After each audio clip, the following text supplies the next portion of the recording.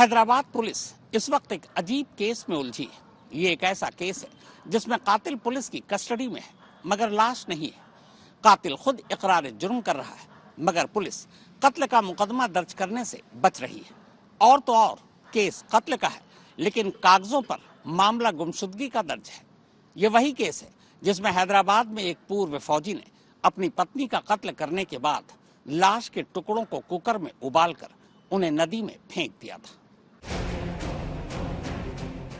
हैदराबाद के वेंकटेश्वरा कॉलोनी का ये मकान अब खौफ और जिज्ञासा का दूसरा नाम बन गया है, क्योंकि इसी मकान से कुकर वाली एक ऐसी भयानक मर्डर मिस्ट्री बाहर निकली है जिसे पुलिस लाख कोशिश करने के बावजूद नहीं सुलझा पा रही।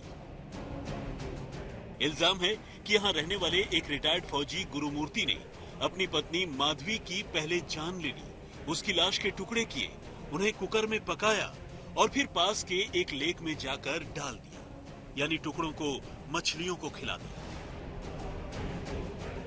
अब हैदराबाद की पुलिस ने इस मामले में तेलंगाना के फॉरेंसिक एक्सपर्ट्स के साथ साथ राजधानी दिल्ली और गुजरात के गांधीनगर के फॉरेंसिक एक्सपर्ट्स की भी मदद लेने का फैसला किया है। हैदराबाद पुलिस ने तय किया है कि वो दूसरे राज्यों के फॉरेंसिक एक्सपर्ट्स को भी बुलाएगी ताकि वो हैदराबाद में मौका वारदात यानी कत्ल वाली जगह पर पहुंचकर खून के धब्बे या लाश को ठिकाने लगाए जाने के दूसरे सबूत ढूंढ सके। हाल के सालों का ये पहला ऐसा अनोखा केस है जब एक संदिग्ध कातिल को पुलिस ने पकड़ रखा है, उससे पूछताछ कर रही है। वो कत्ल का जुर्म कबूल रहा है, बता रहा है कि उसने कहां कत्ल किया, कैसे लाश ठिकाने लगाई। लेकिन इतना सब कुछ होने के बावजूद पुलिस कत्ल का सबूत नहीं जुटा पा रही। पुलिस के ऑफिसर्स कह रहे हैं कि उन्होंने ऐसा केस नहीं देखा जिसमें सबूत इतनी सफाई से मिटा दिए गए हों कि खून का एक धब्बा तक नहीं मिल रहा।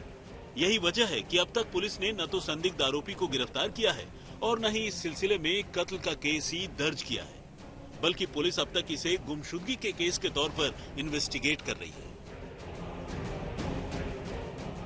पुलिस सूत्रों की माने तो बेशक अब तक की तफ्तीश में उसे गुरुमूर्ति के हाथों उसकी बीवी माधवी के कत्ल का कोई पुख्ता सबूत न मिला हो, लेकिन सरकमस्टेंसेस यानी परिस्थितियों के सहारे वो इस नतीजे पर पहुंची है कि गुरुमूर्ति झूठ नहीं बोल रहा है और उसने अपनी बीवी की जान जरूर ली है।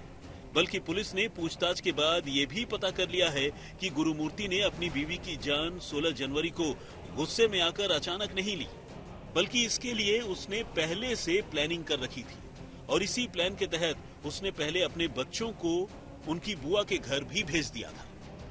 असल में पूछताछ के दौरान गुरुमूर्ति ने यह बताया था कि उसने गुस्से में आकर अपनी बीवी को मार डाला, लेकिन जब जांच आगे बढ़ी तो पुलिस इस नतीजे पर पहुंची कि ये सोची समझी साजिश थी, गुस्से में किया गया कत्ल नहीं था।